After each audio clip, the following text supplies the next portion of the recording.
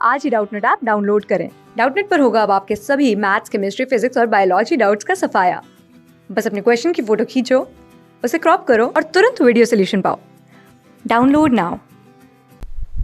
यहाँ पर क्वेश्चन में हमसे पूछा गया है कि डेविड टिलमैन ने जो लॉन्ग टर्म इकोसिस्टम एक्सपेरिमेंट्स किए थे आउटडोर प्लॉट्स में, उसने हमें इनमें से किसके रिगार्डिंग आंसर्स दिए थे, या इनके एक्सपेरिमेंट से किसके लिए हमें कॉन्क्लूसिव प्रूफ मिला था। तो डेविड टिलमैन ने ये जो एक्सपेरिमेंट्स कैरी आउट किए थे, असल में इससे हमें बायोडाइवर्सिटी के बारे में काफ़ी कुछ पता चलता है। ये तो हम जानते हैं कि हमारे बायोस्फीयर में, हमारी अर्थ पे बहुत ही रिच बायोडाइवर्सिटी है, या कह सकते हैं कि स्पीशीज़ रिचनेस बहुत ज़्यादा है। प्लांट्स और एनिमल्स दोनों की ही बहुत अलग अलग तरह की स्पीशीज़ हमें मिलती हैं। उनमें से कई सारी के बारे में तो ह्यूमन बीइंग्स आज तक जानते भी नहीं हैं। और इस बायोडाइवर्सिटी का ह्यूमन एक्टिविटीज़ की वजह से तेज़ी से लॉस भी हो रहा है। कई सारी स्पीशीज़ ऐसी हैं जिनकी पॉपुलेशन इतनी बुरी तरह डिक्लाइन कर चुकी है कि वो आने वाले समय में एक्सटिंक्शन का, यानी अर्थ से पूरी तरह से डिसअपियर होने का भी थ्रेट फेस कर सकते हैं। ऐसे में बायोडाइवर्सिटी लॉस को प्रिवेंट करने के लिए, एक्सटिंक्शन के इस रेट को घटाने के लिए, बायोडाइवर्सिटी कंजर्वेशन के लिए कई स्टेप्स लेना तो हमारे लिए ज़रूरी है।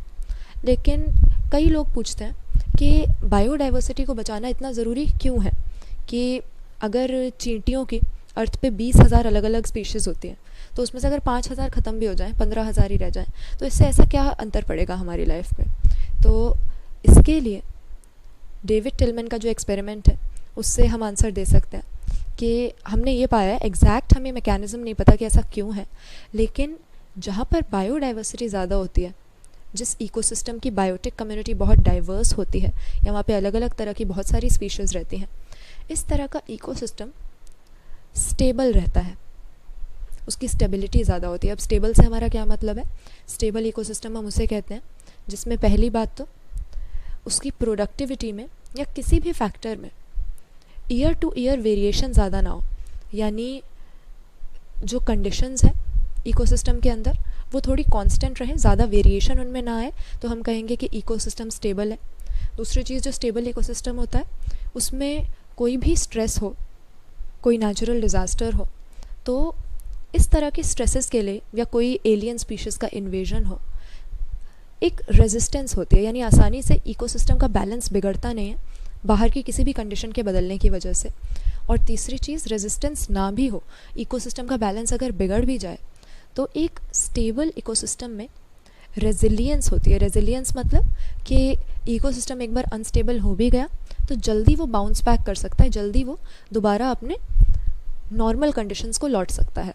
तो स्टेबल इकोसिस्टम वो होता है जो ज़्यादा वेरिएशन ना शो करे, रेजिस्टेंस शो करे, रेजिलियंस शो करे, अपनी इंटेग्रिटी को मेंटेन कर सके। और इसके अलावा ये भी देखा गया है कि स्टेबिलिटी के साथ ही साथ जहाँ पर ज़्यादा बायोडाइवर्सिटी होती है, इस तरह के इकोसिस्टम में, इस तरह के एरिया में प्रोडक्टिविटी भी ज़्यादा होती है, यानी बायोमास का जो प्रोडक्शन है वो ज़्यादा अच्छे रेट से होता है अगर डाइवर्सिटी ज़्यादा है तो डेविड टिलमैन ने एक्सपेरिमेंट्स कैरी आउट करके यही देखा था। कई प्लॉट्स में उन्होंने देखा कि जहाँ पर उतनी डाइवर्स लाइफ नहीं है, प्लांट्स और एनिमल्स की उतनी अलग अलग स्पीशीज़ नहीं है, वहाँ पर प्रोडक्शन भी कम था बायोमास का, स्टेबिलिटी भी कम थी, और जहाँ पर अच्छी डाइवर्सिटी थी, अच्छी बायोडाइवर्सिटी वाली जगह में रेजिस्टेंस ज़्यादा थी, प्रोडक्टिविटी ज़्यादा थी, स्टेबिलिटी ज़्यादा थी। तो बेसिकली यहाँ पर हमने क्या जाना, इन एक्सपेरिमेंट से हमें पता लगा कि बायोडाइवर्सिटी इकोसिस्टम के लिए इम्पॉर्टेंट होती है, इकोसिस्टम की इंटेग्रिटी ताकि मेंटेन रह सके, इकोसिस्टम स्टेबल रह सके, इसके लिए हमें अलग अलग तरह के लिविंग ऑर्गेनिजम्स की ज़रूरत है। तो एक्सटिंक्शन के बारे में, इकोसिस्टम में डिस्ट्रीब्यूशन के बारे में, या एरिया के साथ बायोडाइवर्सिटी किस तरह से बढ़ती है या घटती है, इसके बारे में डेविड टिलमैन के एक्सपेरिमेंट नहीं थे। इन्होंने जो एक्सपेरिमेंट्स कैरी आउट किए, उसके लिए ऑप्शन ए हमारा सही आंसर है। हमें इकोसिस्टम में बायोडाइवर्सिटी की इंपॉर्टेंस के बारे में पता लगा, और इसका एग्जैक्ट मैकेनिज्म हम भी नहीं बता सकते कि क्यों बायोडाइवर्सिटी की वजह से इस तरह से प्रोडक्टिविटी बढ़ जाती है, लेकिन ये देखा गया है, एक्सपेरिमेंटली प्रूव किया गया है कि जहाँ पर बायोडाइवर्सिटी ज़्यादा है, जहाँ पर स्पीशीज़ अलग अलग तरह की पाई जाती हैं, ऐसा ही इकोसिस्टम स्टेबल रह सकता है और ज़्यादा प्रोडक्टिव रह सकता है। तो यहाँ पर ऑप्शन ए हमारा सही आंसर हो गया। क्लास 6 से 12 से लेके नीट, IIT, JEE मेंस और एडवांस के लेवल तक 10 मिलियन से ज़्यादा स्टूडेंट्स का भरोसा। आज ही डाउनलोड करें डाउटनेट ऐप या व्हाट्सएप कीजिए अपने डाउट्स 8400 400 400 पर।